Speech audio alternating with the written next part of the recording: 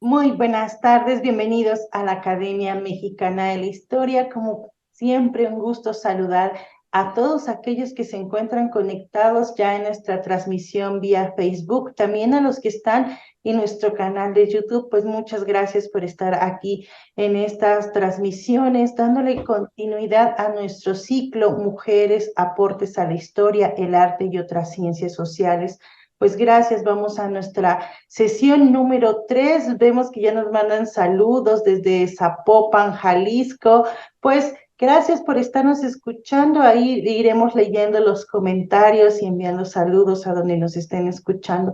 Voy a dejar esta tarde el micrófono a una de nuestras coordinadoras, a la doctora Araceli Almaraz, para que nos presente a nuestro ponente. Doctora, tiene usted la palabra. Muchísimas gracias. Buenas tardes, Yasmín Jimeno, Adolfo Ortiz, quien nos acompañan siempre en nuestras transmisiones y hacen posible que la Academia Mexicana de la Historia esté cercana a todos y a todas.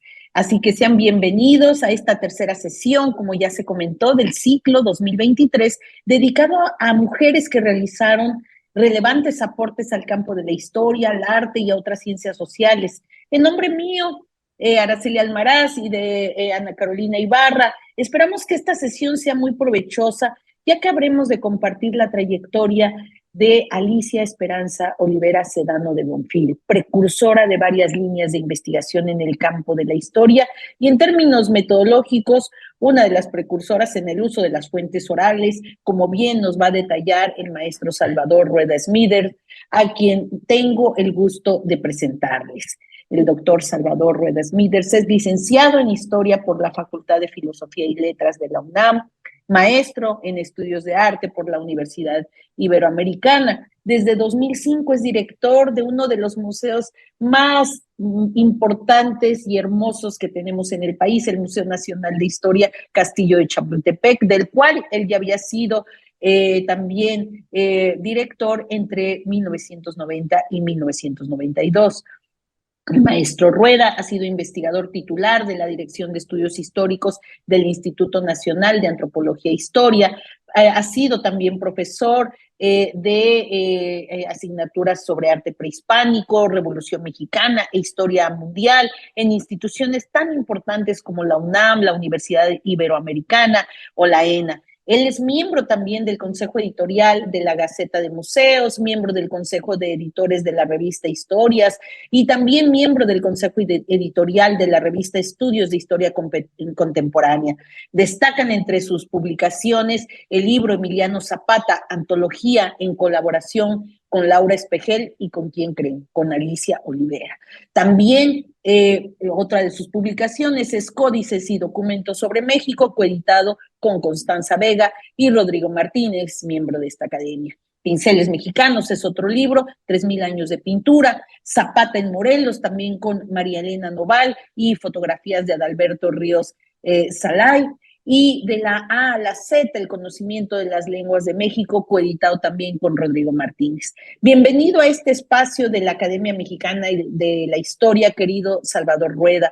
Quisiera hacer dos anotaciones antes de darte la palabra. La primera es el agradecimiento para Laura Espejel, quien hizo posible que tú y yo pudiéramos coordinarnos para estar aquí el día de hoy y hablar de Alicia Olivera. Y la segunda es para vos, es para agradecerte la generosidad de tu tiempo y destacar el día de hoy los aportes de la maestra, la colega, la historiadora, la amiga. Adelante y bienvenido a este espacio que ahora es tuyo. Muchas gracias, doctora Araceli Almaraz. Muy buenas tardes a todos. Realmente para mí es un privilegio, fue una sorpresa que me invitaran y es un privilegio participar. Traigo unas notas sueltas sobre Alicia Olivera, no solamente en torno a la historia oral, sino a todo el legado que nos dio esta voz de esta mujer asombrosa y maravillosa historiadora de la segunda mitad del siglo XX. Voy a leerles las notas que escribí y les pido por favor que preparé una serie de imágenes. Las imágenes no tienen el ritmo de la lectura de las notas. Entonces les voy a pedir de favor que ustedes vayan viendo las imágenes, haciendo una lectura paralela, aunque van ordenadas, es una lectura paralela con temas que vienen en este texto. Así que les pido paciencia y la atención especial, esta atención doble. Muchas gracias, doctora, y si me permite, puedo empezar. Muchas gracias. Este texto no pretende, por supuesto, ser una biografía en toda la regla del género, ni siquiera la relación de una posible biografía intelectual. De hecho, es solo la apresurada suma de borradores inconexos que, movidos por la oportunidad, esa suerte de demonio del instante, y por la gratitud, esta sí, deidad que exige ejercicio eterno, toman una forma más arreglada ahora. No intentaré llegar a un punto final, superstición de la que hay que huir si atendemos a la recomendación de Borges. Es únicamente un boceto de recuerdo en voz alta. Quiero dar las gracias a quienes amorosos me ayudaron a dibujar el perfil de Alicia Olivera Sedano de Bonfil. Comienzo por su hija, Alicia Bonfil Olivera, arqueóloga y primera fuente en buena parte de los datos familiares que aquí refiero. A las historiadoras del Castillo de Chapultepec, Erandi Rubio, Talía Montes y Amparo Gómez, quienes apoyaron en la documentación. A Guadalupe Ramos, gestora de la Unidad Académica de Estudios Regionales de la UNAM, en Jiquilpan, Michoacán, también en documentar momentos importantes en aquella tierra cardenista. A Andrés Aldívar y a Guaníman de María Rueda Arteaga, esta su nieta de corazón, en la organización del abundante material gráfico de quien fue su abuelita Alicia. Especial mención al doctor Antonio Saborit, con quien con exactitud apuntala los lados más flacos de mi memoria. Finalmente, a la historiadora Laura Espejel y a la doctora Araceli Almaraz, por quienes hoy estoy en este espacio de la Academia Mexicana de la Historia. Me siento privilegiado por ello. Dedico estas líneas sueltas a sus hijos Martín y Alicia Bonfil, a Raúl, a su nieto Luis Alberto Beto, a sus nietos por adopción Guaníman de María y Emiliano Rueda. También, sobre todo, a esas mujeres fuertes que rodearon la vida de la maestra Alicia, tanto las de la estirpe Olivera como las de la estirpe Bonfil. Sé que ella estaría de acuerdo. Primera luz. El segundo sábado de septiembre de 1930 tomó su primer aliento una niña a la que llamaron Alicia Esperanza. Ese día habría sido de doble sentimiento, como posiblemente en buena parte de los hogares de clase media de las ciudades mexicanas desde el siglo XIX hasta hoy. Sentimientos, si no encontrados, sí de índole y raíz diferentes. El 8 de septiembre es el día de la Natividad de la Virgen María, lo que se vería como un buen augurio para los católicos. Pero con seguridad el de esta niña también fue un parto que recurrió menos a la taumaturgia que a la ciencia, menos a los rosarios que a los instrumentos quirúrgicos, si nos atenemos a lo que muchos años después nos contaba ya madura Alicia. El doctor Juan Olivera, su padre, creería más en sus conocimientos profesionales que en las imágenes milagrosas que de cualquier manera acompañarían a su esposa, Elena Sedano, durante los trabajos del parto. El doctor Olivera López se haría cargo del momento con criterios de los médicos que cultivaban su vocación sin tintes religiosos. Tendría sus propias preocupaciones. A la postre, sería la cabeza de una familia de 8 hijos y con apego dedicaría sus esfuerzos en educar, con el ejemplo, a la prole y no renunciar a sus principios de liberal y en algún momento masón. Hacia la década de los 30, ocuparía su tiempo en hacer realidad la medicina social como una de las promesas de la revolución, siempre acompañado de su hermano Mariano Olivera, en la vecindad ideológica y de amistad con el también doctor Gustavo Vaz. Doña Elena tendría un trabajo no menos arduo, cuyos frutos se harían notar al girar las generaciones, educar a sus hijas e hijos bajo los cánones de la decencia aceptada en los espacios íntimos. Todas y todos serían adultos fuertes y de espíritu libre. Regresemos a ese viernes de septiembre. Sin duda fue un acontecimiento, a ese sábado de septiembre, sin duda un acontecimiento feliz en la casa del doctor Juan Olivera, en la Toluca que dormía ese aparente sueño de la provincia de la que escribió Carlos González Peña 10 años antes. somnolencia engañosa, porque despertaba con frecuentes agitaciones políticas. El 21 de agosto de 1927, por ejemplo, en el atrio de uno de los templos de esa capital del Estado de México, fue fusilado el general Manuel Reyes, acusado de ser rebelde cristero. El general, originario de la Jusco, había sido zapatista, junto con su hermano Valentín Reyes, de las tropas del jefe Francisco Pacheco. No debió pasar inadvertida la ejecución para el doctor Juan Olivera. Habría sido su compañero de lucha, este es Pacheco, habría sido su compañero de lucha, pues él mismo había sido zapatista y como médico perteneció a las tropas de Pacheco. Al igual que Manuel Reyes, el doctor Olivera había perdido una pierna. No sabemos si le sorprendió el final de Paredón como guerrero cristero de su viejo compañero de bandera agraria. Su hermano Valentín murió años antes en una de las purgas de militares que fueron frecuentes durante el gobierno de Álvaro Obregón. Con la vara que mides serás medido, dice la famosa advertencia bíblica. Por lo pronto, sin temer represalias, la abuela Joaquina levantaría un altar en homenaje al padre Pro, fusilado en el ojo del huracán cristero. Razonablemente, escribió la historiadora Verónica Oiquión al hacer el balance final de la vida de la maestra Alicia, que, cito, ambas expresiones contrastadas le imprimieron un sello singular a su propia existencia, la revolucionaria y la cristera. Pero ya en los 30 soplaban otros aires. Se sentiría en Toluca. Era presidente Pascual Ortiz Rubio y, como en casi todo el país, la inquietud política agitaba el mecanismo de la sucesión presidencial. En 1933, para su cumpleaños 3 en septiembre, se discutía el contenido del que sería plan seccional del candidato del Partido Nacional Revolucionario y luego presidente Lázaro Cárdenas. Pues Alicia creció en pleno cardenismo, 11 años después de la muerte de Zapata y uno más tarde de la firma en el castillo de Chapultepec de los arreglos entre la Iglesia y el Estado, temas que fueron sus principales pero no únicas pasiones. Podría parecer banal este anecdotario. Sin embargo, la memoria, que sería uno de los espectros que siguieron siempre a la historiadora Olivera, es un camino de destinos cruzados. Emiliano Zapata y el zapatismo, el conflicto religioso de 1926 a 29 y los cristeros, sus propuestas políticas y sus contingencias, la primavera cardenista y el desdoblar de esos tres tiempos en temas académicos de primer orden serían sus acompañantes inevitables.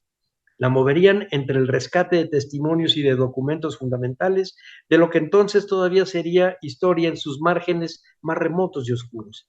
Y también se atravesarían los nombres propios, Zapata y las leyendas sobre su muerte, con la imposible huida a Arabia, Manuel Reyes y los zapatistas no morelenses, los archivos cristeros y los papeles personales de los involucrados en esas guerras, las voces del hombre común, ese descubrimiento del siglo XX, junto a la del expresidente Emilio Portes Gil, los avatares del recuerdo cardenista y la estrecha amistad con Luis Prieto, informante privilegiado que nunca se dejó grabar, que llegarían a tocarla muy de cerca.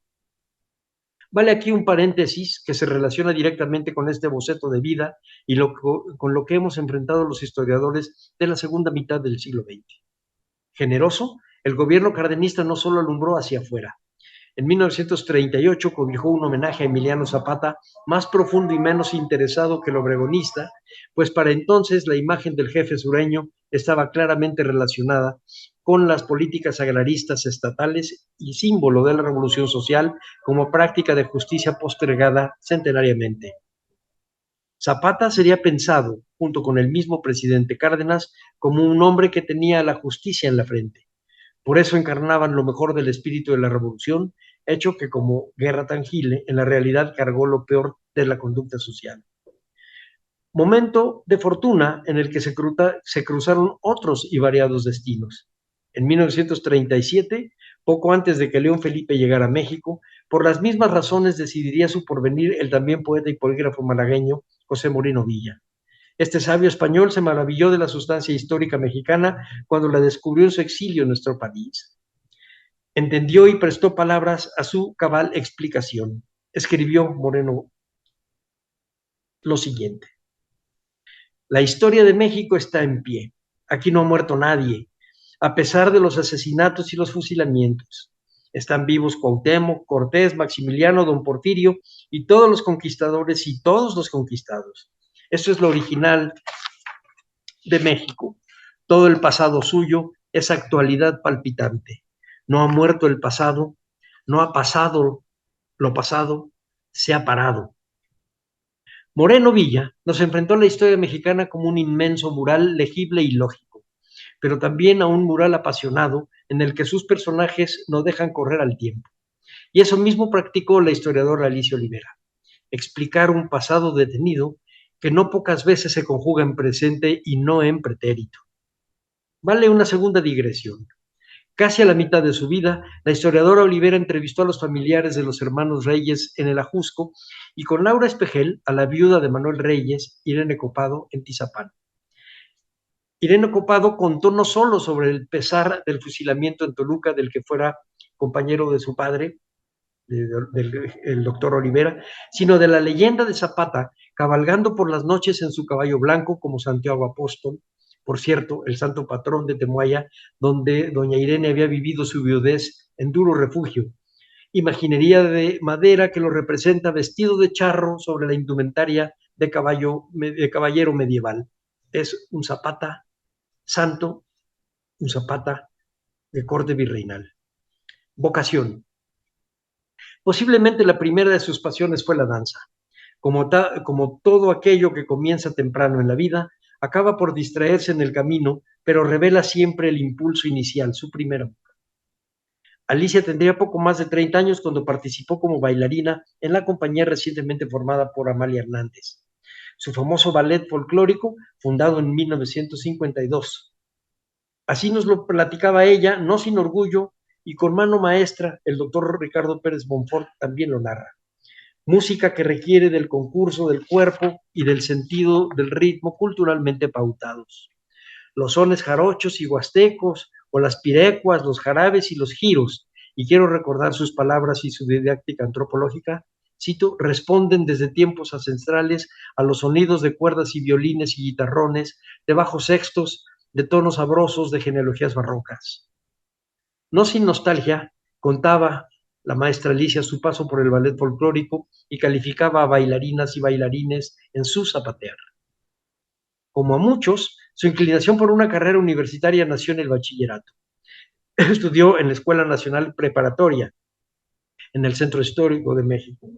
Cuenta Verónica Oiquión que fue en su etapa de preparatoriana cuando se fijó en ella esa otra ruta vocacional. Momento en el que un profesor, cito, no se limitó a darle fechas y nombres para ser memorizados, sino la culminó a comprender los contextos referidos en las obras leídas. No las coordenadas y las líneas del tiempo, sino el relato de aquello de lo que poco más tarde, en 1958, escribiría Edmundo O'Gorman, su maestro, cito, no el pasado del hombre, sino el hombre en el pasado. La historia como relato, la historiografía como género, como construcción verbal. Ese aprendizaje sería transmitido a sus alumnos en 1972, cuando junto con la historiadora Eugenia Meyer daban la clase de comentarios de textos en la carrera de Historia en la Facultad de Filosofía y Letras. Regresemos a finales de los 40 y comienzo del medio siglo. 2 años eran los cursos de bachillerato. Hacia sus 20 años de edad comenzó a estudiar en la Facultad de Filosofía y Letras de la Universidad Nacional Autónoma de México, todavía en el edificio de Mascarones, con un camino seguro. Entre sus maestros, según nos platicaba, estaba el sabio circunspecto Arturo Arnaiz y Frega. Una lección fue memorable. Afirmó Arnaiz que la historia es, sobre todo, un acto de humildad. Entonces decidió su tema de tesis, el conflicto entre la Iglesia y el Estado durante el gobierno del presidente Plutarco Elías Calles. En el año de 1953, la tituló Aspectos del conflicto religioso de 1926 a 1929. Se recibió en mayo de ese año. 13 años más tarde, se publicó como libro en su primera edición, todavía con su nombre de soltera, Alicia Olivera Sedano. Ha tenido muchas ediciones más. Sus lectores suman miles. En el caso de la maestra Alicia Olivera, muy cerca, viva, estaba la guerra de los cristeros y la clandestinidad en los oficios eclesiásticos y la administración de los sacramentos.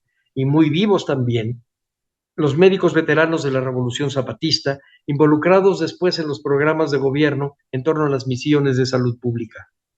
Historias sin distancia, lo que desaconsejaba, sin distancia suficiente, lo que desaconsejaba buscarles cobijo académico universitario para un estudio de historia. No se meta con ese tema, no le ha caído suficiente polvo, le dijeron al escoger el tema de tesis. De hecho, no era polvo, sino una cortina que enmascaraba y rechazaba al pensamiento político católico ajustado a los arreglos de agosto de 1929. Quienes así le aconsejaron no tuvieron razón. Decisión. Quizás su inclinación vocacional en ese entonces no se dirigía a la historia, sino al baile y la música, sobre todo la popular regional mexicana, aunque la vaquiana brasileira número 5 de Villalobos la podía robar. Nunca abandonó el llamado de la sangre, según contó sabrosamente Pérez Monfort, testigo de una velada en Jiquilpan al final de unas jornadas sobre la historia de Occidente Nacional, de un baile, de un zapateado. Y ese llamado de la sangre se ramificaba, se multiplicaba.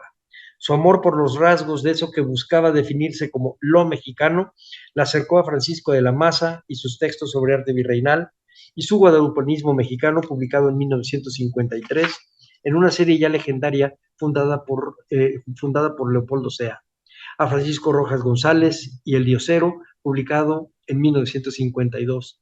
La ciudad universitaria, por cierto, se inauguró en noviembre de 1952.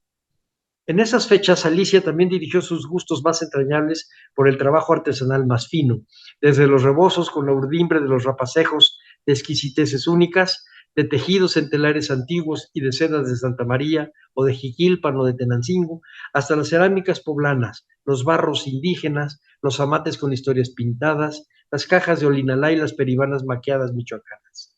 Ese gusto por lo mexicano fue rasgo de identidad personal todo el tiempo, rasgo que a muchos nos heredó como un gen particular, gen que compartió como secreta militancia con su esposo, el arquitecto Ramón Montiel. Relato de guión que entre marzo de 1963 y septiembre de 1964 fue nombrada asesora de historia del Comité de Planeación e Instalación del nuevo Museo Nacional de Antropología e Historia, que se ubicaría en su moderno edificio de Chapultepec. Luego de su inauguración, Alicia fue la encargada de organizar y catalogar el archivo fotográfico de etnografía del propio museo. Nos contaba con buen humor dos anécdotas de esa época, 1964.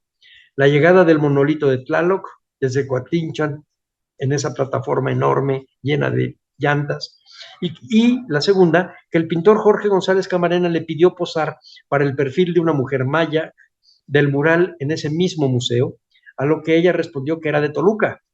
Por supuesto, el pintor se salió con la suya y su rostro de la mujer maya es de la toluqueña Olivera. Los caminos.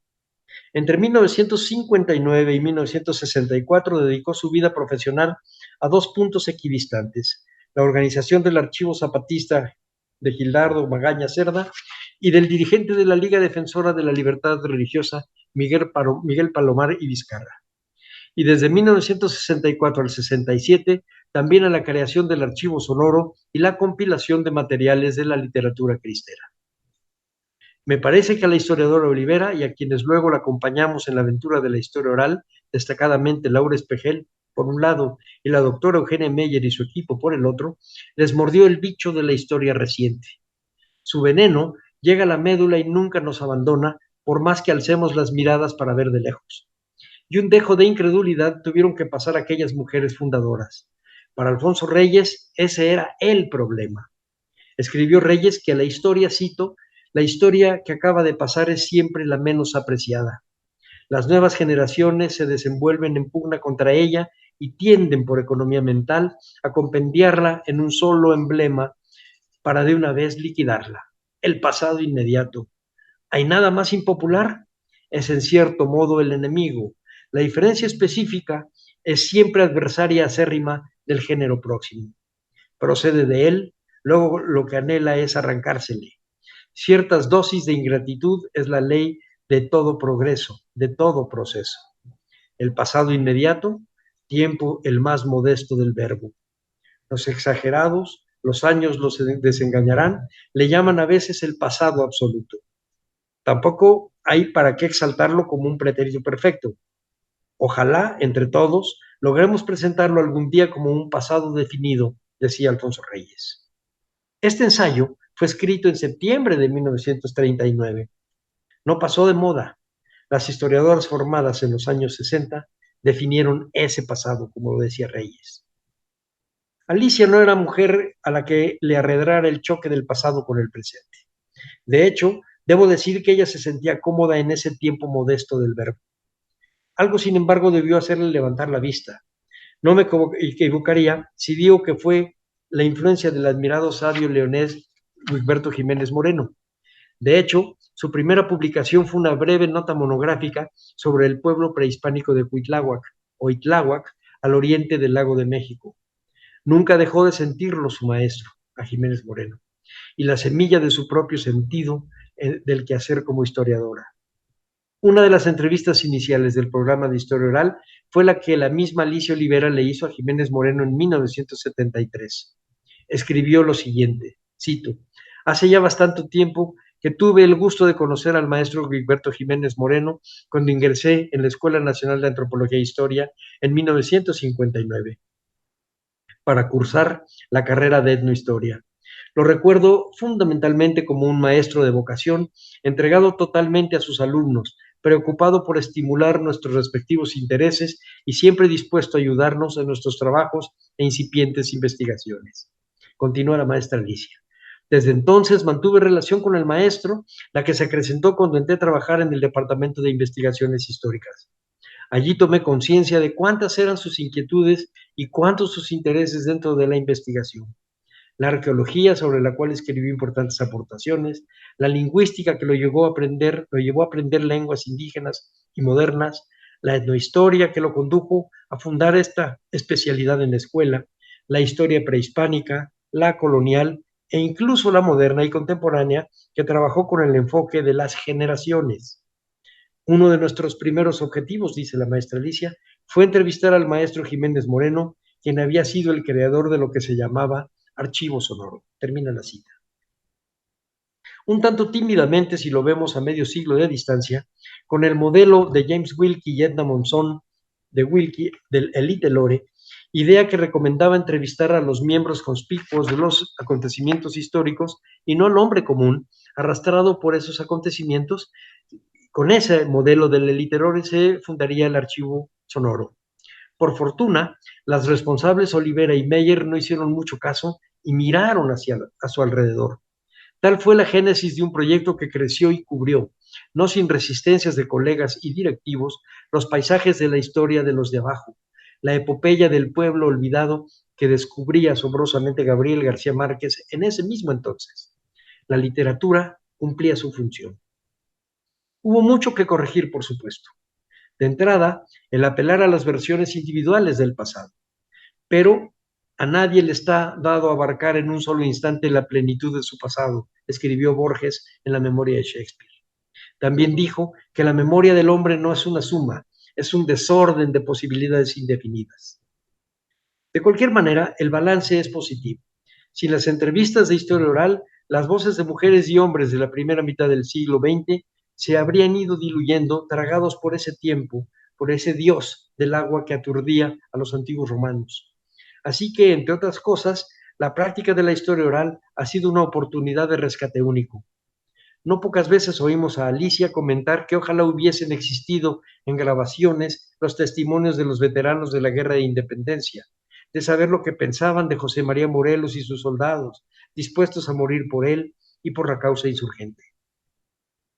Vayamos a 1972 y 1973. El equipo de Historia Oral se dividió en dos proyectos de la Biblioteca Nacional de Antropología e Historia, entonces dirigida por el profesor Antonio Pompa y Pompa. Se hurgó en lo profundo de la memoria con técnicas y objetivos muy distintos a los de los psicoanalistas.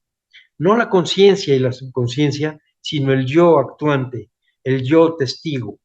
No la personalidad desnudada, sino el golpe de la historia en las mentes y en su frágil instrumento, la memoria. Dos proyectos, zapatistas y cristeros, en uno de los equipos, villistas y carrancistas en el otro equipo. Muy rápidamente los temas y sus protagonistas se multiplicaron. También las y los practicantes de la historia oral. y al voltear hacia atrás, con gratitud, viajamos a la semilla y vemos sus rostros, los de las historiadoras Olivera y Meyer. Cito: la identidad personal se basa en la memoria, también dijo Borges. Los entrevistados eran personas ancianas, se dibujaban a sí mismos. Lagunas y reinterpretaciones eran y son inevitables, pero se buscaba la verdadera riqueza, la creciente carga de su memoria, para usar otra cita de Borges. De manera casual llegó febrero de 1974. Desde ese momento escribo yo, febrero del 74, escribo ya como testigo. Mis comentarios, pues, se conjugan en primera persona del singular. Nos aceptó la maestra Alicia Olivera como estudiantes de la carrera de Historia en Servicio Social para trabajar en el programa de Historia Oral a Citlali Marino y a mí. A su lado estaba la joven historiadora Laura Espejel. Escuchamos y escuché. Entonces se me abrió el mundo. El Instituto Nacional de Antropología e Historia buscaba aprendices de historiador que apoyaran a las investigadoras Olivera y Meyer, famosas y queridas por sus alumnos, enfrascadas en los mismos afanes, pero en dos riberas opuestas de la misma corriente, que a la postre demostró demoler la roca del escepticismo. Se trataba, en fin, de ayudar al rescate de las historias personales de los protagonistas de la Revolución Mexicana. También, con menos ahínco, pero sin soslayo, recuperar de viva voz las narraciones autobiográficas de esos otros personajes que estaban fuera del horizonte político visible al mediodía echeverrista, los católicos militantes involucrados en el conflicto religioso de 1926 al 29. La maestra Alicia nos aleccionó sobre las infinitas destrezas exigidas con seguridad a los historiadores del futuro. También aconsejó del necesario escrúpulo que se finca en la discreción.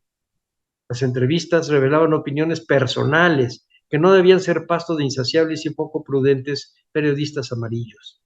Se trataba, por lo pronto para mí, de revisar las transcripciones, elaborar índices, cubrir lagunas en la interpretación que la transcriptora hacía de las entrevistas grabadas en cintas magnetofónicas y hacer un resumen guía para su consulta. Y había que prepararse para ello. Leer de entrada a los historiadores de la Revolución, principalmente a Jesús Iba Herzog, John Womack, Jesús Otelo Inclán, además de los clásicos de la historiografía sobre el porfirismo, lecturas de cualquier manera obligatorias en la escuela y que por supuesto yo ni siquiera había hojeado o que desconocía por completo. Y leer también el artículo sobre historia oral que Eugenia Meyer y la misma maestra Alicia habían publicado en la prestigiosa revista Historia Mexicana del Colegio de México. De paso, había que leer el libro pionero Aspectos del conflicto religioso en México de 1926 a 1929 y el más pequeño y no menos sugerente libro La literatura cristera, publicados por el INA en sus primeras ediciones, 1966 y 1970 respectivamente, en aquella serie de pastas color crema o gris con la imagen de Alinea de Hecatl Quetzalcóatl del Códice Borbónico como sello editorial. Las entrevistas publicadas con el doctor Juan Olivera, hecha por Eugenia Meyer, o con el ideólogo católico Miguel Palomar y Vizcarra, hecha por la maestra Alicia, o la del sabio Guiberto Jiménez Moreno, entre otras más, llenaron nuestras mesas. Escuché y se extendió el paisaje de la historiografía. Sin adivinarlo, la decisión que tomaría la siguiente hora marcaría los rumbos que darían perfil a mi vida profesional los siguientes 50 años, casi 50 años. Se ajustaría la naturaleza de las cosas en mi microcosmos personal. Todavía para 1972, la historia oral era impensable para los cánones positivistas. Su reconstrucción del pasado no provenía de documentos escritos, de acervos cuidadosamente acopiados, de las palabras de los personajes considerados importantes, pero tenían el tiempo a su favor, y curiosamente también el influjo de la letra impresa. La literatura, ya dije, jugó su papel. Gabriel García Márquez logró la atención de los lectores con sus 100 años de soledad y su epopeya de un pueblo olvidado que apareciera en 1967. El historiador Jorge Aguilar Mora escribió que en aquellos días García Márquez había convertido las frases luminosas y decisivas de la historia y el discurso literario de América Latina. Uno de los rasgos de su maestría novelística, dice, consistía en cruzar con direcciones opuestas, o al menos diferentes, la narración propiamente dicha y las exclamaciones en estilo directo provocando de esta manera la sorpresa relampagueante. Termina la cita. En tejido único, la anécdota, el hecho histórico y el rudo tamiz de la memoria conseguían su sitio en el pensamiento histórico. La historiografía tendría su revolución. Luis González y González cruzó ese mismo umbral con Pueblo en Vilo, microhistoria de San José de Gracia, cuya primera edición fue de 1968. En este caso, la sorpresa de sus frases luminosas venía de la memoria directa de los habitantes de ese rincón michoacano. La sorpresa se desdoblaría en asombro al descubrir que las pequeñas biografías se enredaban en los grandes acontecimientos para darles un cuerpo particular. La historiografía, a regañadientes de no pocos, abrió un horizonte de la mano de Alicia Olivera y Eugenia Meyer y algunos otros historiadores como don Luis González y González.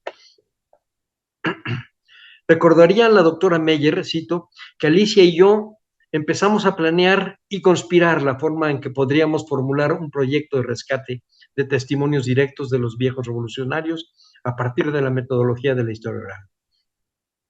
Se trataba de un propósito bastante arriesgado porque nos encontrábamos trabajando en una institución del Estado mexicano y lo que queríamos precisamente era esbozar la posibilidad de una historia diferente y hasta antagónica de la oficial. O sea que, luego de más de 5 décadas de gobiernos surgidos de la revolución, lo que pretendíamos era escuchar a los revolucionarios en primera persona y no la interpretación de sus historias. Termina la cita. Ambas historiadores intuyeron la ventana de la historia, una caja de resonancia del pasado inmediato. Encontraban valor en el flujo vertiginoso de los sucesos, flujo que arrolla la existencia cotidiana, marca quebrantos en las rutinas y carga de esperanzas y tristezas marcadas en la memoria desde la humildad del hombre común. Lucharon toda la década, tuvieron razón. La resistencia venía del prurito ortodoxo, de la superstición de pensar que las fuentes orales no tenían mayor valor por ser inestables los relatos marcados, por la poca solidez al ser citados como fuentes fidedignas. No se entendió sino hasta la segunda mitad de la década de los 70 que esa era su naturaleza y su fuerza, ser testimonios líquidos. Hoy son parte de la memoria de la humanidad. Y me permito hablar en primera persona porque este recuento historiográfico es parte del testimonio que hago de una amplísima biografía intelectual que me modeló, la que dibuja a la persona sin duda más influyente en mi vida adulta, la maestra Alicia Olivera. Hay pues legitimidad en este atrevimiento. Soy discípulo, testigo e hijo de la maestra Alicia, como siempre le hemos llamado y la llamamos sus amigos y compañeros. Debo decir que yo nunca pude hablarle de tú, se enojaba, pero siempre le hablé de usted, no me pregunten por qué. Comencé a trabajar en la revisión de la entrevista con Joaquín Sáenz Arriaga, un jesuita ultramontano, con su discurso difícilmente persuasivo, cargado de citas eruditas de autores de jurisprudencias cristianas y de polemistas tridentinos. Larga entrevista pedida por el padre Sáenz a manera de testamento y llevada con paciencia por una historiadora que a todas luces no simpatizaba con las posturas demasiado radicales en la tradición, aunque nada arcaizantes y por eso peligrosas, de su interlocutor, el padre Sáenz. Aprendí, válgame la blasfemia, un endemonial con esa entrevista. Después tocó el turno al mucho más accesible y me atrevo a decir que también entrañable, ¿por qué no?, jefe cristero de Cotija, José Guízar Oseguera. Hombre de fácil palabra y buena memoria para los hechos de armas, don José era de la estirpe católica afamada. Sus parientes eran ni más ni menos los Guízar y Valencia, jerarcas queridos por su grey, sabios, y alguno de ellos muerto en olor a santidad, con su cuerpo incorrupto, cargado de poderes taumaturgos que lo hacen venerarlo como reliquia milagrosa. O del enjundioso jefe supremo de los cristeros del sur de Jalisco, Jesús Degollado Guízar. Las notas al pie que requirió la transcripción me obligó a no postergar más la lectura del libro Aspectos del conflicto religioso, y de una media docena más que generosamente me surtió la maestra Alicia, entre los que se encontraban los del martirologio mexicano de Ríos Facios, los esculpadores e insufribles textos del que fuera dirigente de las Juventudes Católicas ACJM, René Capistrán Garza, y todas las pequeñas, honestas y sencillas semblanzas biográficas cristeras aparecidas en los varios tomos de David, órgano oficial de la Legión de Honor, así se llamaba esa legión de veteranos de la Guerra Cristera que editó Aurelio Acevedo hasta su muerte acaecida en estos mismos años de mi aprendizaje. También por esos años publicó Jan Meyer su otra lectura indispensable y también su ya obra clásica. Pronto me dediqué a los zapatistas con la criatura más lograda de la maestra Alicia, Laura Espejel, tal vez la historiadora del zapatismo que más los conoció a los zapatistas en primera persona, quien más los ha estudiado y extrañado. Más de alguno de estos zapatistas le propuso matrimonio a Laurita, y a todos, hombres y mujeres, escuchó y ayudó con esa aplicación suya que le es característica. A muchos acompañó hasta su muerte. Sin embargo, algunos años después y sin esperarlo, regresé a los cristeros de la mano segura de la maestra Alicia. Hicimos juntos entrevistas con el general y doctor José Gutiérrez de Jalostotitán en los Altos de Jalisco y con el mayor e ingeniero Efraín Quesada, también alteño, ambos de las fuerzas del general Buquet. Los dos personajes coincidieron en muchos puntos, aprovechados correctamente por la maestra Alicia en varios de los ensayos que nos ha regalado durante las jornadas de Historia de Occidente organizadas con rigor por Luis Prieto. Arbitrariamente destaco tres: las dificultades al interior del grupo rebelde cristero por las disímiles, agresivas y dominantes personalidades de los jefes regionales Victoriano Ramírez, alias el 14, y los padres Reyes Vega y Aristeo Pedrosa. El papel del general Enrique Gorostieta y Velarde en el propósito, frustrado por la guerra, de unificar al movimiento y planear una constitución política distinta a la de 1917. Y la mala jugada política de los jerarcas eclesiásticos en 1929 al firmar los arreglos en el castillo de Chapultepec sin consensar con los combatientes. Para muchos de ellos fue una suerte de traición. Al momento de hacerles las entrevistas, según me parece, buscaban ellos explicar la historia que habían vivido, pero no ajustar cuentas con el pasado. Por esas mismas fechas, hacia finales de 1970, la maestra Alicia se asoció con la musicóloga Irene Vázquez. El resultado de ese compañerismo fue un disco de corridos cristeros interpretados por músicos y corrideros pueblerinos. El libro La literatura cristera se desdobló en un interesante producto con sello editorial y discográfico de Lina. Permítaseme ahora hacer un repaso a los temas estudiados por la maestra Alicia, utilizando la historia viva recogida entre los católicos y los cristeros. Por supuesto, este desfile será magro. Solo toco aquellos que me parecen ejemplificar la coherencia intelectual de quien construyó una fuente de investigación para la interpretación de las realidades pasadas. Sin duda, una de las más fructíferas líneas sería señalada por la maestra Alicia para ejercer en una historia que no hacía mucho había adquirido ese rango, el de historia. Me refiero a la del conflicto religioso del 26 al 29 y en particular a uno de sus efectos, la Guerra Cristera. Explicó alguna vez ella que más o menos a partir de los años 60 en adelante, el estudio del conflicto religioso y de la rebelión cristera son ya lugar común en el campo de la investigación histórica contemporánea. Anteriormente ni siquiera era considerado como tema de nuestra historia. Este curioso fenómeno no es raro. Tradicionalmente, los autores de la historia oficial, casi siempre pagados por el gobierno en turno, han tenido que ocultar lo que no es conveniente a los ojos del pueblo, o bien han procurado modificar adecuadamente los sucesos, de suerte que sean beneficiosos de algún modo al grupo del poder. Se menciona y se pondera el estudio de figuras, hazañas y proezas aprovechables para sus respectivos proyectos. Los personajes son siempre de una pieza, sin falla, sin mancha, sin titubeos, tampoco humanos como sus efigies de bronce. Es natural entonces que un episodio como la rebelión cristera, por sus implicaciones religiosas y porque fue un movimiento de contrarrevolución, se ocultara y no apareciese mencionado en ningún libro o programa de estudios de historia. Era necesario ocultarlo o que le cayera polvo encima, era tema tabú.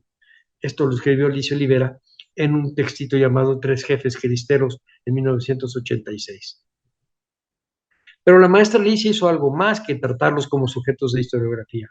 Rescató sus voces para legar los relatos en primera persona, con sus modismos e inflexiones, a quienes con el tiempo, sin esa herencia, seguramente los olvidarían. Las preguntas que estaban detrás de este proyecto de rescate testimonial de investigación básicamente eran simples y por tanto con posible respuesta. ¿Qué había sucedido entre 1926 y 29? ¿Por qué la Ciudad de México había vivido su tercer interdicto o entredicho con la Iglesia? Las otras dos fueron en 1526 con Zumárraga y en 1624 con Pérez de la Serna, y esta de 1926 con Mora del Río, como lo recuerda Manuel Toussaint, lo que hacía a esta ciudad única en la historia del occidente cristiano. ¿Por qué este entredicho se extendió geográficamente en las zonas no nucleares de la Revolución Mexicana? ¿Por qué se recordaban los tiempos en los que se bautizaba, confesaba y casaba y se efectuaban los rituales católicos clandestinamente en un país de mayoría católica? ¿Por qué mecanismos culturales pasaba como natural el uso de imágenes religiosas en todos los bandos de las guerras civiles mexicanas, desde la independencia hasta los cristeros? ¿Tuvo que ver el conflicto religioso con el asesinato del presidente electo Álvaro Obregón, precisamente en la fecha en que se preparaba el homenaje luctuoso a Juárez? Por cierto, ¿quiénes eran los cristeros? ¿Qué país imaginaban? ¿Tuvieron una propuesta de constitución como cuerpo de leyes de aplicación nacional con una perspectiva católica? ¿Qué papel jugaría la Iglesia en este Estado nacional imaginado? En su obra clásico libro Aspectos del conflicto religioso en México, escribió que la pugna entre la Iglesia y el Estado derivaba de manera indirecta de un largo distanciamiento de casi 60 años desde el mediar del siglo XIX, distanciamiento que había marcado las costumbres políticas en 3 generaciones de mexicanos. Pero sin duda más inquietante, su origen más inmediato se entendía en la definición del perfil del Estado republicano delineado en la Revolución Mexicana. Su genealogía se extendía a un origen menos viejo de lo que se argumentó en su momento. No eran trasnochados conservadores a los que la ineficacia política porfiriana toleró en silencio, sino hombres jóvenes, políticamente activos, que no aceptaban el resultado de la guerra revolucionaria y de la aplicación de su nuevo código legal. Desde su punto de vista, afectaba varios de los rasgos que les daban identidad, como las formas de reacción entre patrones y peones, entre dueños de tierras y sus medieros, aparceros y jornaleros, y en la educación religiosa, en la proyección de los sacerdotes como autoridades políticas, esto es, no solo como guías espirituales. Escribió la maestra Alicia que el conflicto se inició a raíz de la promulgación de la Constitución de 1917, que en sus artículos 3, 27 y 130 principalmente limitaba y restringía tanto el número de sacerdotes como sus derechos y atribuciones.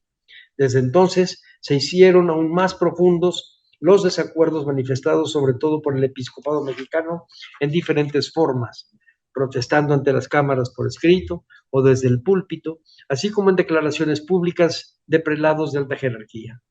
Desde entonces, escribió la maestra Alicia, también los católicos laicos se empezaron a organizar en forma más efectiva en agrupaciones cívicas como lo fueron la Liga Nacional Defensora de la Libertad Religiosa, la Asociación Católica de la Juventud Mexicana, la Unión de Damas Católicas Mexicanas, los Caballeros de Colón, la Confederación Católica del Trabajo, la Unión Popular de Jalisco, etc.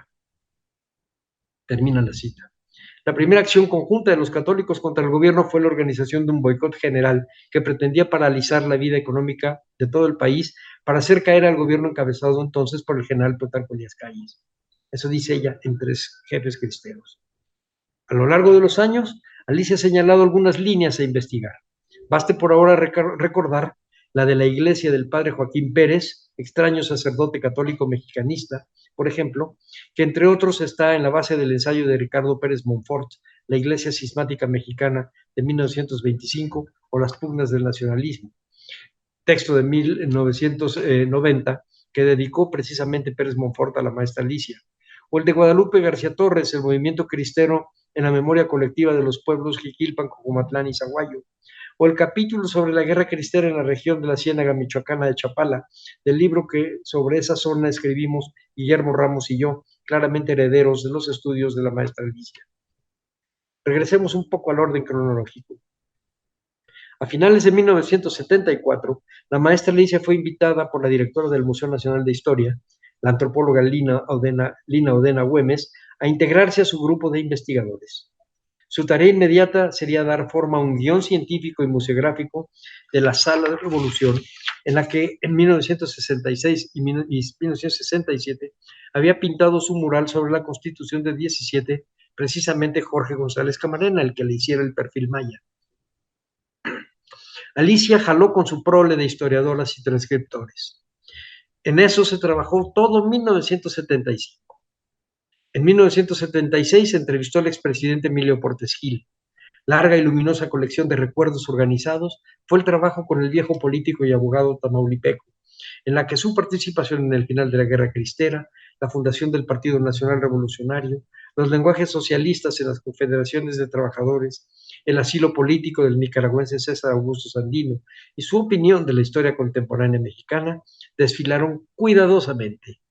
Esta entrevista, editada sin cortapisas, pero con la supervisión de Portes Gil, se desdobló también en un libro. Hacia 1975-76, la maestra Alicia decidió donar al Museo Nacional de Historia, lugar que nos recibió luego de la salida de la Biblioteca Nacional de Antropología, su colección de varios números del periódico cristero El Peor es Nada, fundado por el padre José Adolfo Arroyo. Nombre que casa a la perfección con lo que es. Curiosa colección de papeles de China escritos a máquina, de las que se llegaban a tirar cuando mucho algunas decenas de ejemplares por número. Puedo decir que década y media más tarde, ya en el siglo XXI, en la Dirección de Estudios Históricos, la maestra Alicia, Víctor Naufal, historiador, y la colaboración de la historiadora Amparo Gómez hicieron posible la publicación por el INAH de todos los números de este periódico cuya singularidad y materiales arriesgaba perder para el conocimiento histórico moderno una notable propuesta utópica. Porque eso era extraña utopía católica fraguada al calor de la Guerra Cristera. En su estudio introductorio, la maestra Alicia explica la existencia del Peor es Nada y de su proyecto de catolicismo, una suerte de tabor, comunidad de costumbres estrictas y totalmente ajena a los conceptos de patria y patriotismo, Estado y nación.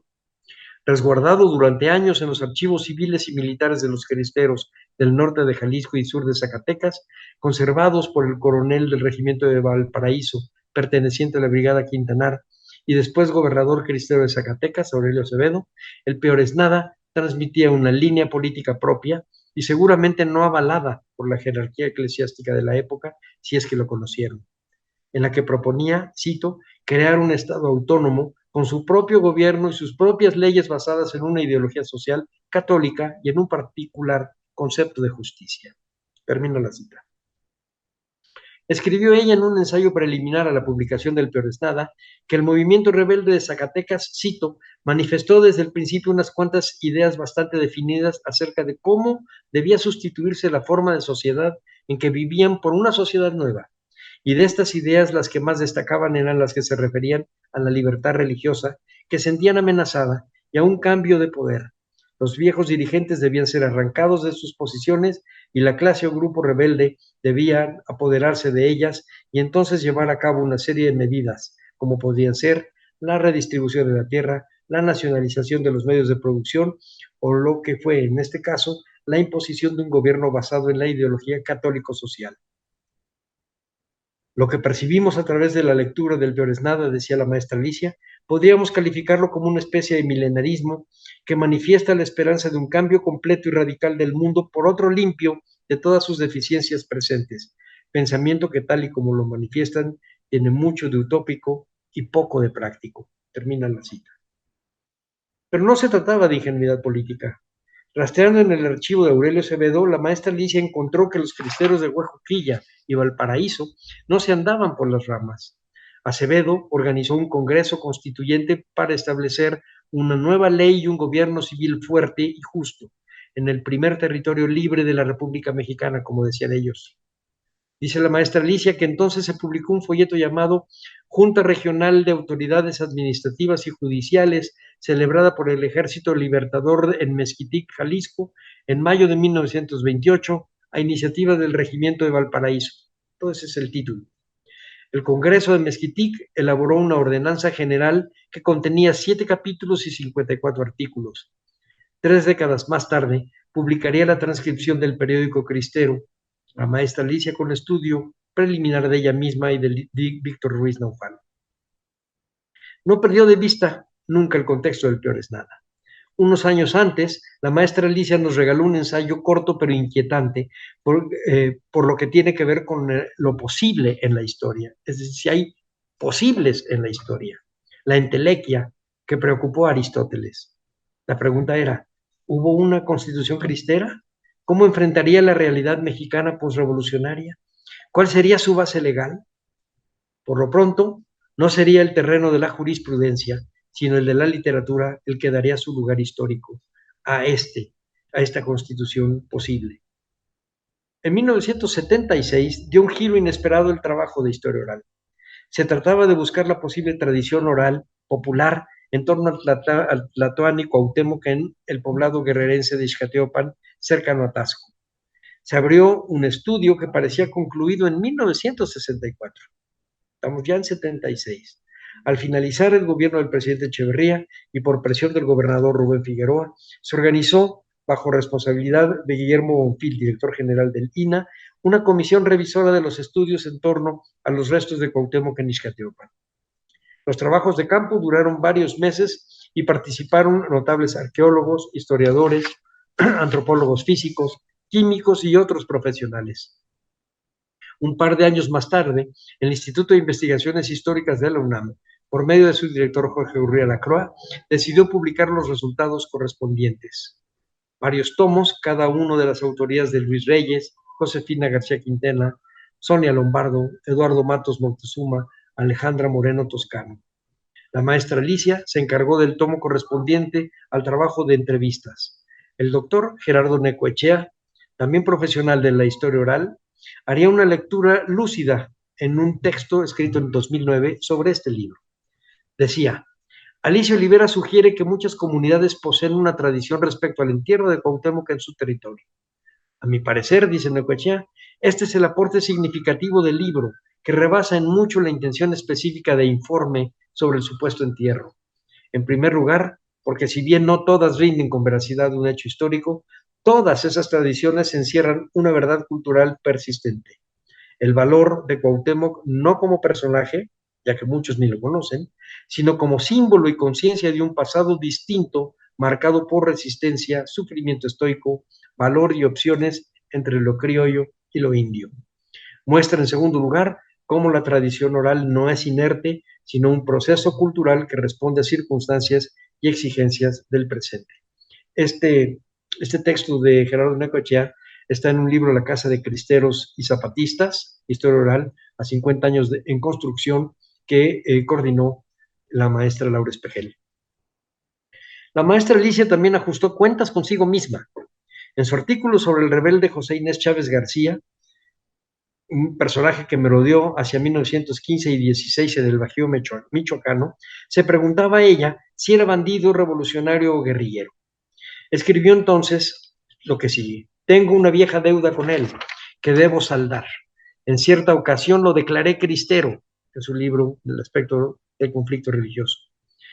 Y no fue sino hasta después, cuando me enteré de quién había sido, que supe que había muerto en 1918. No podía haber participado en la rebelión cristera. Termina la cita. Miscelánea. Regresarán los revolucionarios y los cristeros por sus fueros historiográficos y antropológicos, productores de cultura popular regional.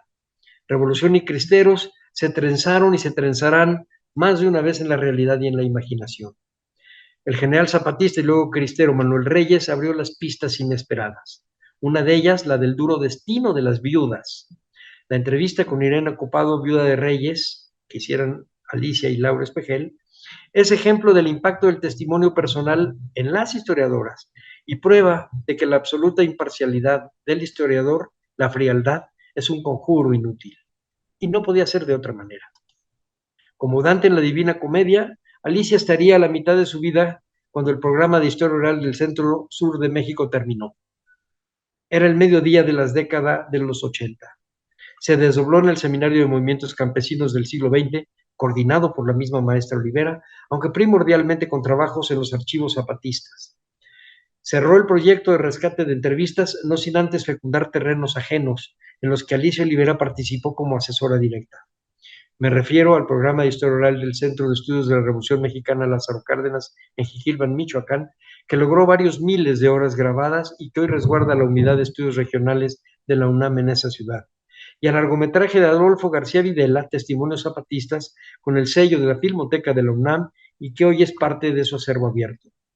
También participó en la factura de un libro antológico, el del Programa Político de los Zapatistas, publicado por el INERM y el INA en 1988, con los estudios preliminares de la misma maestra Alicia Olivera, Laura Espejel y míos.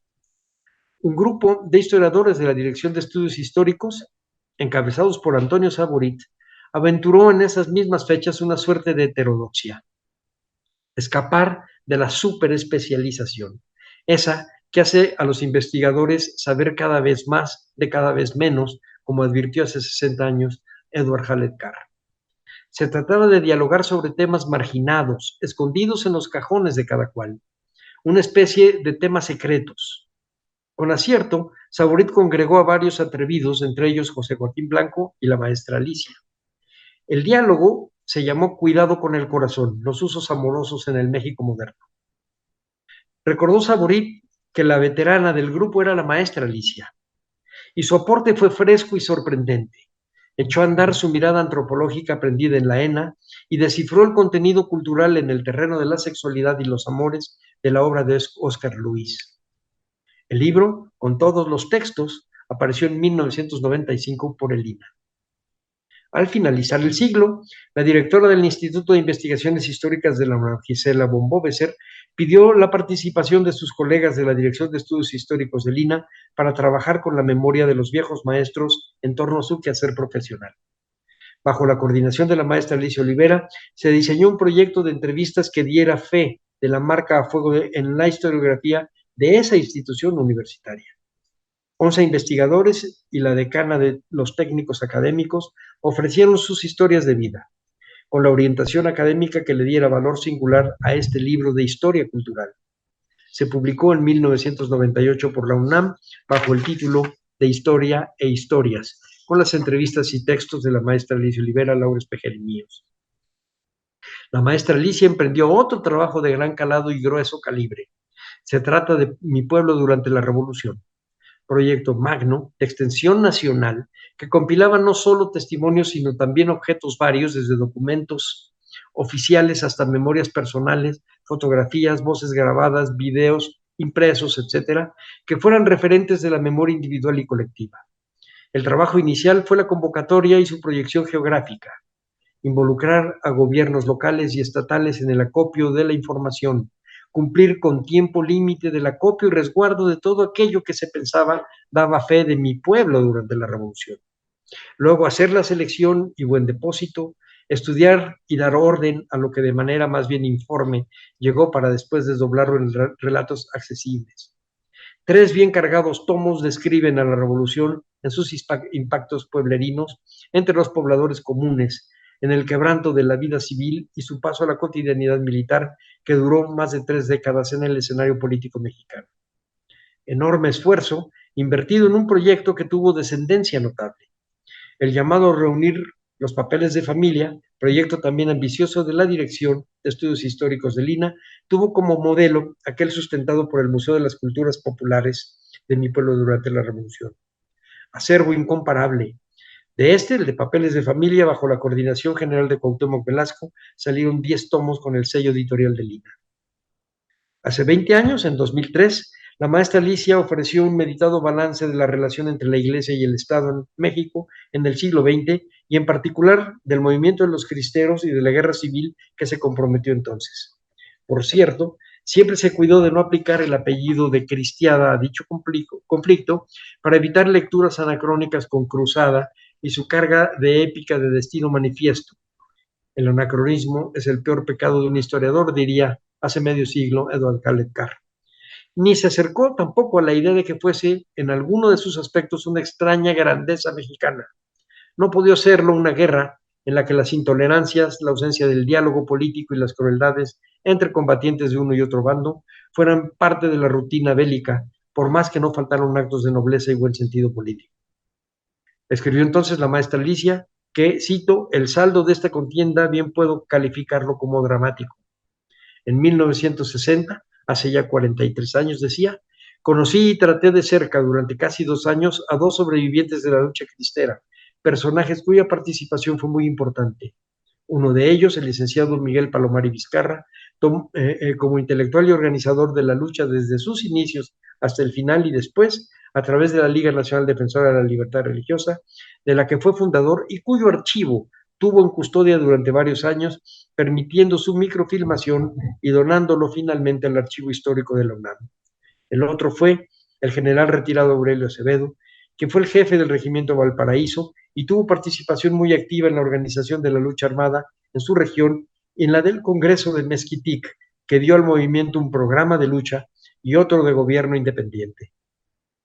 A ambos personajes, dice la maestra Alicia, los percibí no solo amargados, sino frustrados por haber participado en un movimiento en el que pusieron todo su entusiasmo y sus fuerzas y por el que finalmente se sintieron traicionados al darse la orden de la ominosa amnistía, al llevarse a cabo los arreglos del 21 de junio de 1929, que sin tomarlos en cuenta, pactaron por una parte los representantes de la alta jerarquía eclesiástica, arzobispo de México Pascual Díaz Ibarreto y el delegado apostólico Leopoldo Ruiz y Flores, y por el otro el gobierno representado por el licenciado Emilio Portes Gil, arreglo que aparte de no haber tenido un protocolo oficialmente reconocido, tampoco dio solución a las causas que los habían llevado a la lucha.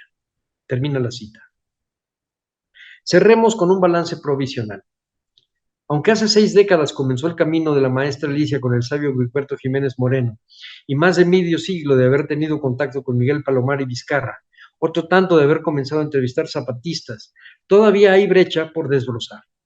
Hoy es natural hablar de los cristeros y del cierre de los templos como un episodio histórico, lo mismo que de la historia oral como técnica y como método de investigación.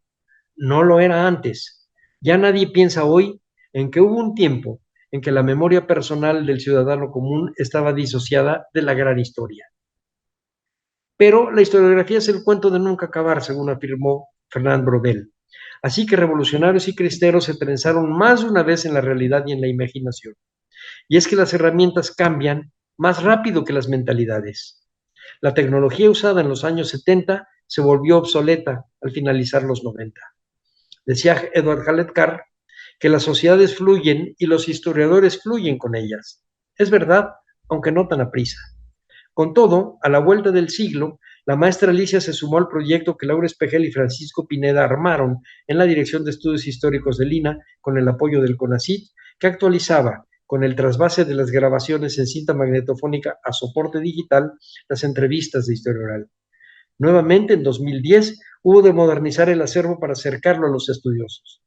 Hoy, los zapatistas pueden ser consultados en línea, inimaginable medio de acceder al recuerdo y al impacto en la memoria de la historia que arrolla a los individuos.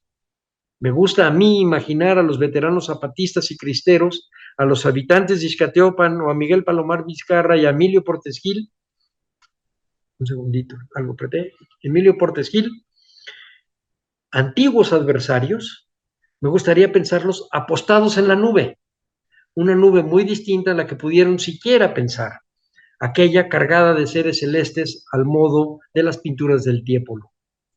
En ese mismo espacio imaginario, con justicia, están las voces del doctor Juan Olivera, de Guilberto Jiménez Moreno, de muchas mujeres zapatistas y de muchos guerrilleros zapatistas también, pero sobre todo las de las entrevistadoras pioneras y las de quienes luego seguimos sus pasos. Cierre.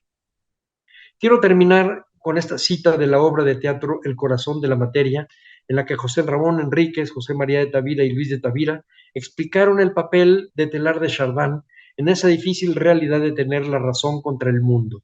Cito: ¿para qué recuerda la gente? ¿Para encontrar la verdad? ¿Para hacer justicia? ¿Para liberarse y olvidar? ¿Para encontrar protección en el pasado? Tal vez, pero los recuerdos son frágiles y efímeros. Son conjeturas sobre uno mismo.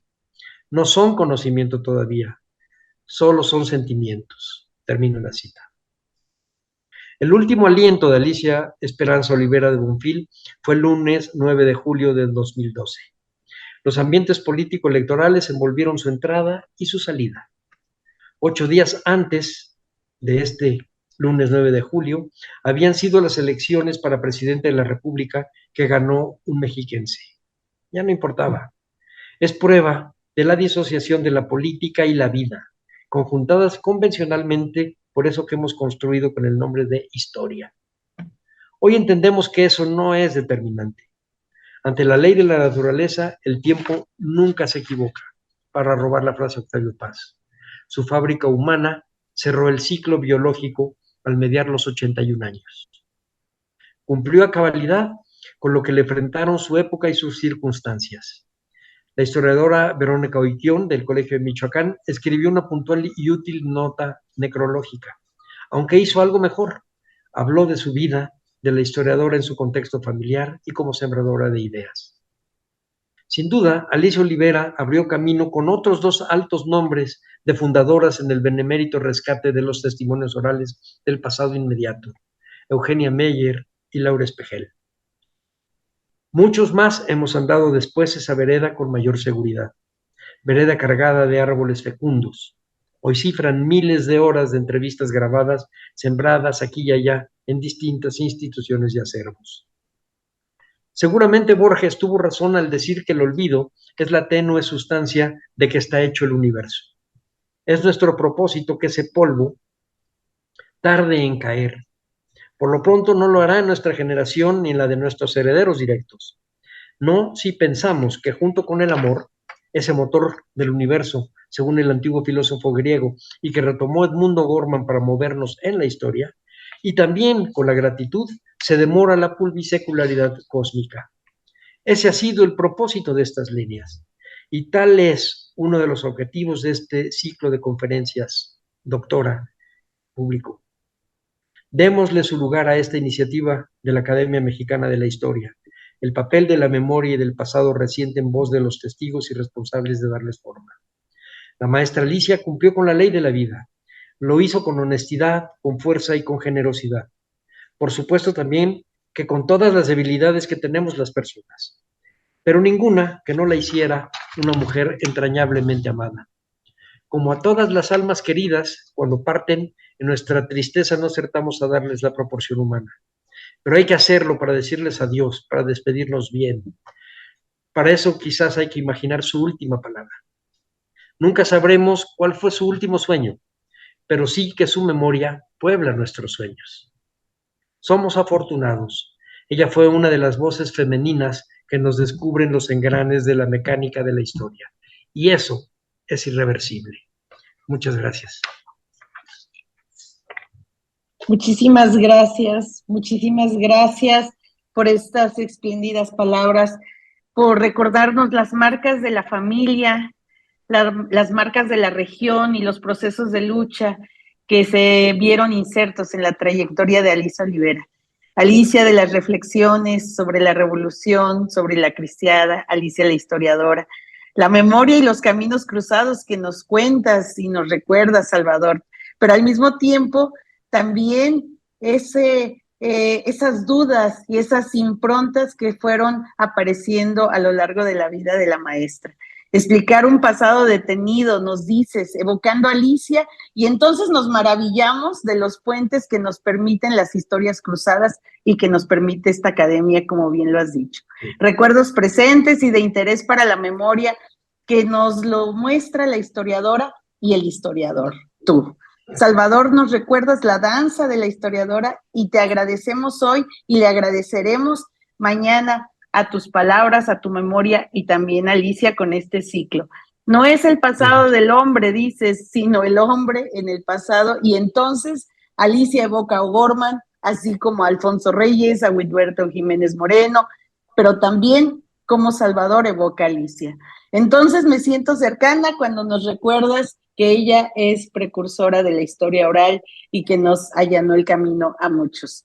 Desorden de posibilidades indefinidas que poco a poco fueron urgiendo el pasado que rescató y organizó de alguna manera la maestra Alicia. Ojalá este homenaje deje nuevas huellas y motive a seguir con ahínco el quehacer histórico, que no es otro que un profundo compromiso social, un compromiso social que aviva la memoria, la de Salvador Rueda el día de hoy, que nos ha maravillado con esta excelente presentación de la maestra Alicia. y también de las decenas de colegas como la maestra Meyer y otros tantos que fueron citados por él y por ella.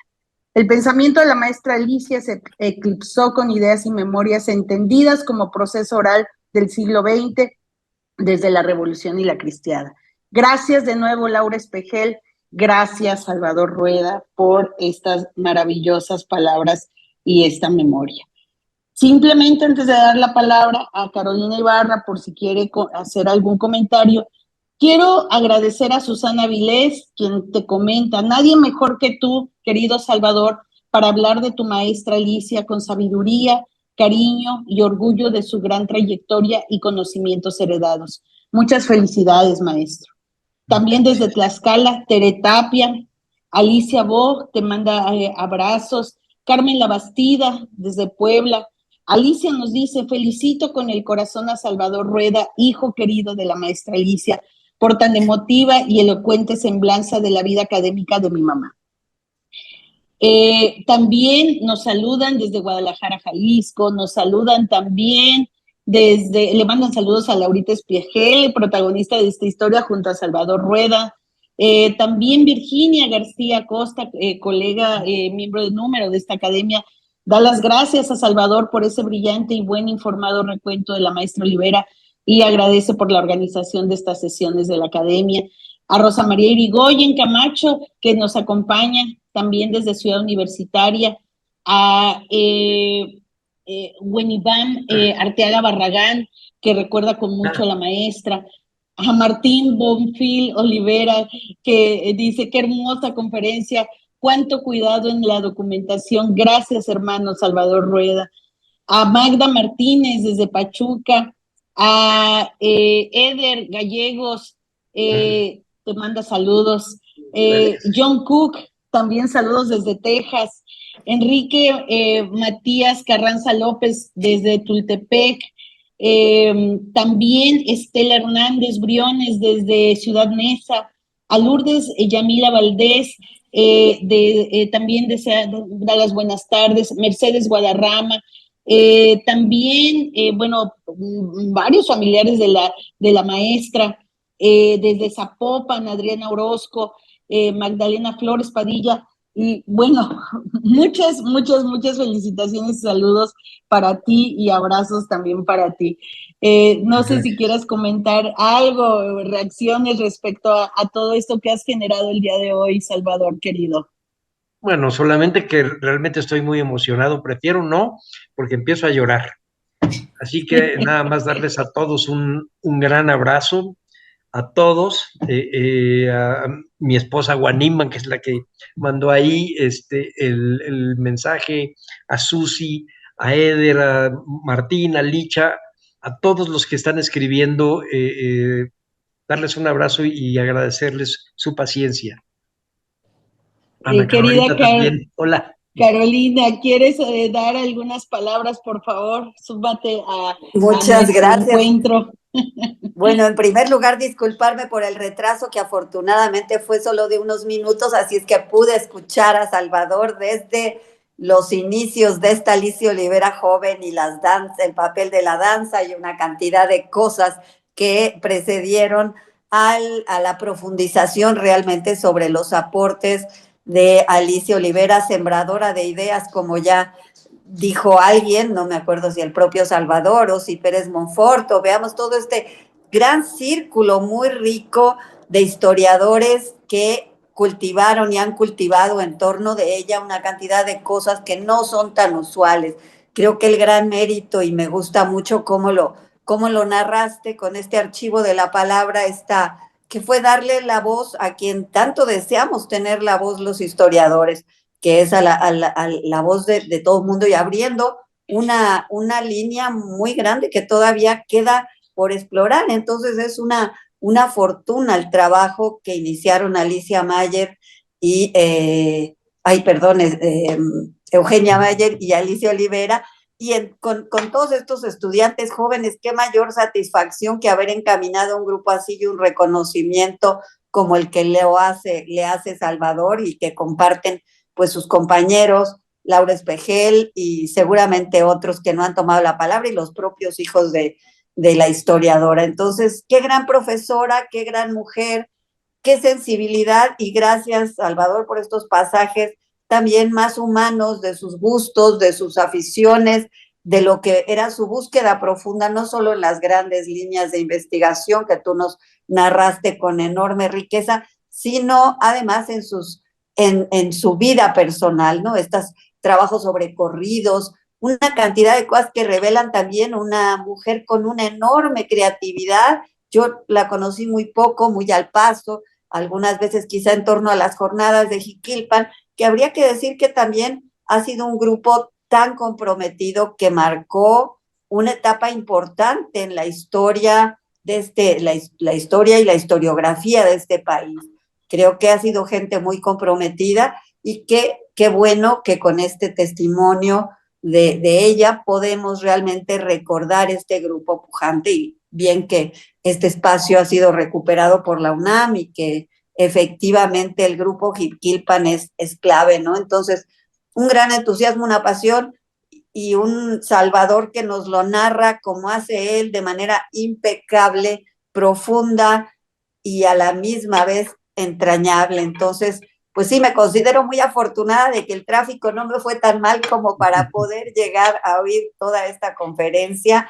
Y pues gracias a Araceli también, que es quien ha tenido esta iniciativa de no permitir que esta memoria no la alimentemos y mantengamos y recuperemos este lugar y este espacio para las historiadoras que han contribuido de manera tan rica al avance de la historia y a las miradas, a una determinada manera de mirar la historia, que es la que nos ofrece Alicia Olivera. Entonces, gracias, Salvador, de verdad, una espléndida conferencia, y quedo muy contenta. Y gracias a las voces también que se han unido aquí a añadir a tu testimonio tan cercano y a la vez tan docto sobre la riqueza de la vida y obra de Alicia Olivera. Muchas gracias, Ana Carolina. Muchas gracias. Pues yo, déjenme decirles que tengo más, a ver, tengo aquí otra información importante que nos está llegando también de parte de un familiar, imagino que es la hija de la doctora. Permítanme un segundo, que nos está comentando que va a abrirse algo en la UNAM. Permítanme, porque estos aparatos de pronto nos dejan ahí con un poquito las ideas cortadas. A ver, déjenme ver si lo rescato. Fíjense que no lo estoy rescatando. No sé si lo pueden rescatar desde la academia. El último comentario de Alicia Bo, que nos estaba comentando que va a haber un espacio en la UNAM. Pero bueno, mientras les comento que todas las presentaciones vamos a compilarlas y a juntarlas con el material del primer ciclo para que estén en una publicación. Aquí ya tengo el comentario y dice que la biblioteca de la maestra Alicia Olivera está en proceso de ser donada al acervo de la biblioteca Guiberto Jiménez Moreno de el INA, y que próximamente estará a disposición de los especialistas y del público en general. Así que bueno, esta es también otra noticia. Gracias, Alicia, por compartir, y pues no nos queda más que darte el espacio para el cierre, Salvador, por favor. Sí que tómatelo, por favor. Bueno, muchas gracias. Bueno, qué noticia tan buena nos da Licha sobre la donación de la biblioteca de la maestra Alicia. Especializada en temas cristeros, tiene libros que no están en ningún otro lado. Entonces, juntos puedes tener ya un buen acervo de consulta para acercarse a esto. Yo solo quiero cerrar un poco con la reflexión de cuando me invitaste, doctora Araceli Almaraz. Esta idea de subrayar las voces femeninas en la creación de nuestra idea de la historia, de nuestra idea del pasado. Yo alguna vez lo platicaba con la maestra Alicia, pero no tanto porque no nos dio tiempo a tanto. Ella muere hace 11 años. Todavía esto no estaba tan en forma. Eh, pero, pero creo que lo intuían ella y Laura y el grupo de Eugenia Meyer, todas las entrevistadoras, en que había demasiadas voces masculinas en los acontecimientos nodales de la historia. En la guerra de independencia, en la revolución, en la cristiandad, en la historia moderna, en el pasado inmediato, y que nos estábamos perdiendo la mitad del universo. Así es. El hecho de que ahora se tenga esta serie, realmente a mí no sé, me sentí no solo privilegiado, me sentí que no podía decir no, aunque tuviera mucho trabajo. Claro que no, hay que entrar a esto, hay que entrar a rescatar, a ponderar, a decidir, a subrayar, que nos hemos perdido una buena parte de las cosas que hay que volverlas a sacar. Por ejemplo, en esta entrevista que hicieron Laura Espejel y la maestra Alicia Irene Copado, si la lees como la leía yo hace 30 años, lo que estoy oyendo es a la esposa de un jefe zapatista y luego cristero, muy preocupada por las tradiciones y de repente anécdotas como el de Zapata Santiago. Y creo que la maestra Alicia también lo leyó de repente así, porque lo que le interesó más de todo eso era el rescate de lo de Zapata Santiago en su trabajo sobre la muerte de Zapata.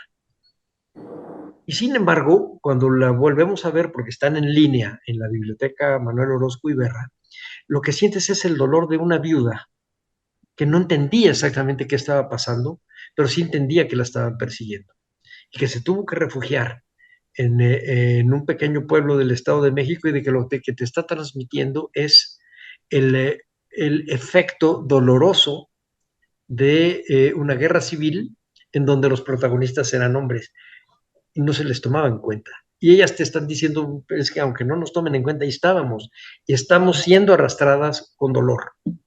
Tenemos que buscar esa parte, tenemos que buscar eso, el costo de que hayan sido solamente voces masculinas. Con eso quiero Exacto. estar. Sí, esa otra mitad justamente es la que estamos rescatando, intentando rescatar desde la academia con estos ciclos e intentando también encontrar a esas personas cercanas justamente porque nos permiten compartir también aquello que difícilmente podemos encontrar en un libro o en lo que nuestras historiadoras dejan. También encontrar a ese ser humano, a esa mujer, a esa amiga, a esa maestra, como tú lo comentaste, esa colega, en toda su expresión de la palabra, una mujer historiadora que dio y que nos ha dejado un legado que ojalá las próximas generaciones lo puedan transmitir. Querida Carolina, ¿quieres cerrar para invitar a que nos sigan la próxima semana, por favor? Y yo les mando un abrazo a ambos, a Salvador, esperando verte muy pronto, y también a Carolina, también, y a todo el público que nos acompañó. De verdad, les agradecemos enormemente. Pero, Caro, por favor, si quieres cerrar, querida colega. Bueno, muchas gracias, ¿no? Simplemente para recordar al público que nos acompaña que este es un ciclo sobre 7 mujeres y hemos visto apenas 2, entonces faltan otras grandes mujeres muy significativas para la construcción del conocimiento en los cambios de las ciencias sociales y de la historia en lo particular. Entonces, invitarlos a que sigan en este ciclo que es bastante popular además. Mi querida Araceli tiene unos registros muy interesantes, de que ha sido muy escuchadas las primeras sesiones. Entonces nos veremos consecutivamente, esperamos, el próximo miércoles y los siguientes, en donde veremos, no sé si tengo el orden, Ara, tú dímelo, recuérdame sí, el orden. En la próxima... Sí, la próxima sesión, 10 de mayo, seguimos trabajando en la academia. Sonia Lombardo de Ruiz, otra gran mujer, presentada por Sonia Pérez Toledo, y pues están convocados y convocadas a seguirnos en este ciclo de mujeres y sus aportes a la historia, el arte y otras ciencias sociales. A vernos la próxima semana y muchísimas gracias por su asistencia y por el apoyo de todo mundo. Y felicidades, Salvador. Muchas gracias a Salvador Rueda. Muchas gracias.